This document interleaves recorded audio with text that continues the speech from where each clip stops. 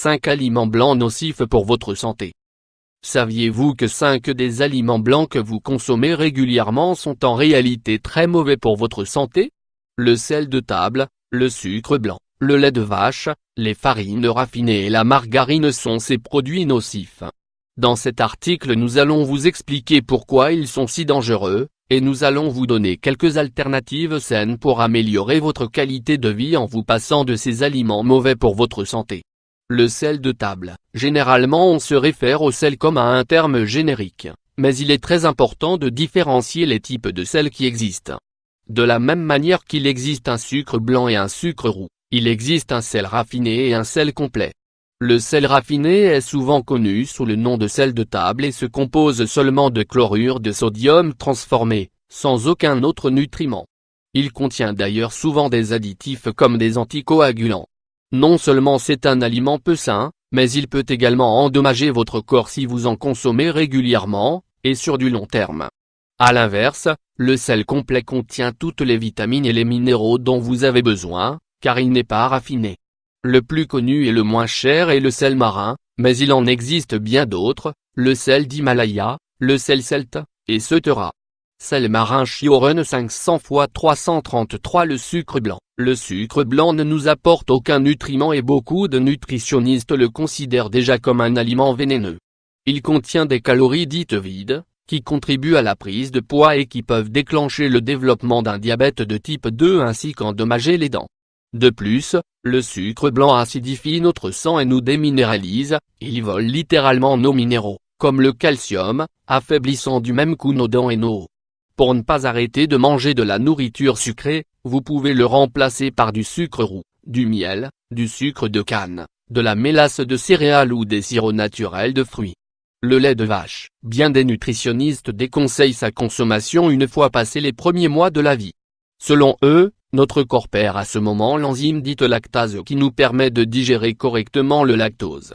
D'autres experts affirment que notre corps ne peut assimiler que le lait maternel, et non celui d'autres animaux. Selon cette théorie, une grande partie de la population serait intolérante au lactose mais la consommation répétée durant des années de cet aliment ferait que le corps ne montre plus de signes évidents de cette intolérance. Bien qu'il soit un aliment très complet, le lait ne contient pas de fibres, de fer et de vitamine C. Il est également en relation avec des maladies comme l'acidité gastrique, les pathologies inflammatoires, l'anémie, les maladies cardiovasculaires et le surpoids.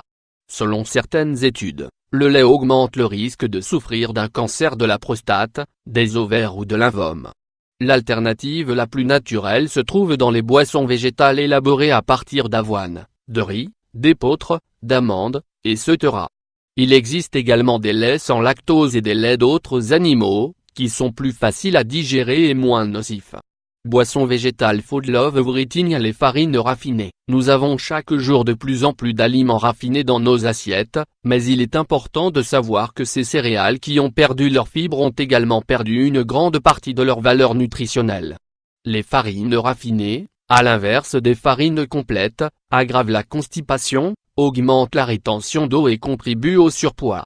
De plus, elles amplifient le risque de souffrir d'un cancer du côlon, car cet organe a besoin d'une consommation importante de fibres pour demeurer sain.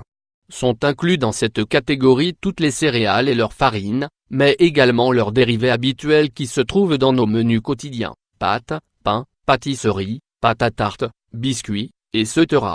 Pain d'hydriquin. La margarine. Alors que le beurre est un aliment naturel qui provient de la vache et qui fait partie de l'alimentation de l'homme depuis des siècles, la margarine est une création artificielle de ces dernières années réalisée à base d'huiles végétales de qualité douteuse, qui sont soumises à divers procédés, dans le but de leur donner une texture solide. Les huiles sont blanchies pour avoir une teinte jaune pâle, et sont enrichies en goût et en conservateurs. De plus, toutes les vitamines que la margarine peut apporter ont été ajoutées artificiellement.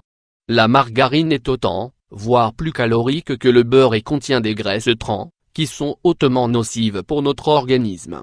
Elle augmente également le risque de souffrir de maladies coronariennes. La margarine ne devrait pas en théorie contenir de cholestérol car elle est d'origine végétale, mais les graisses trans qui y sont ajoutées sont responsables de l'augmentation des taux de mauvais cholestérol.